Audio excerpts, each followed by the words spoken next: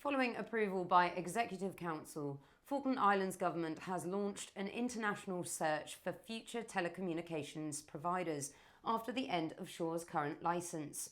The preliminary market engagement phase aims to explore all options, with interested parties invited to register via FIG's e-procurement portal.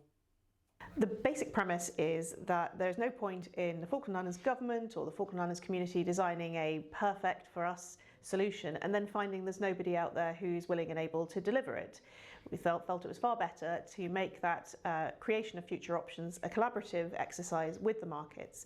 We're not looking to award a contract at the end of this phase, but we will, by the end of this exercise, have a really clear idea of who's in the market, who's able and willing to work with us, what sort of conditions they might need in order to optimise their potential operations down here, what kind of telecoms they can provide across the spectrum of broadband and mobile and all the different services that we rely on, and also identify if there's any potential gaps to allow the government to take informed decisions about how those might be met and how the community might continue to receive the telecom services that we all need. What this PME will help us answer is that what is achievable.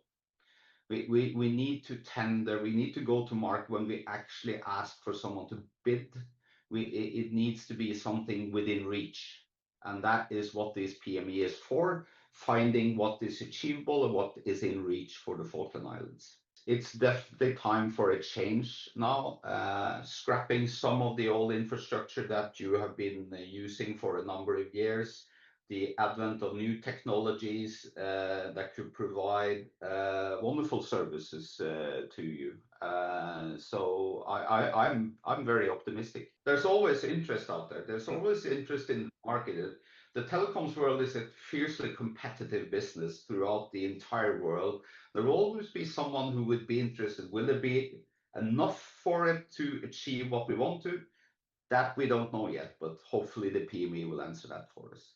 I hope that people will be able to have confidence in the process. The reason it's multi-phase is to allow these various points of kind of information collection and reflection, and to be able to also give Executive Council the authority to make decisions.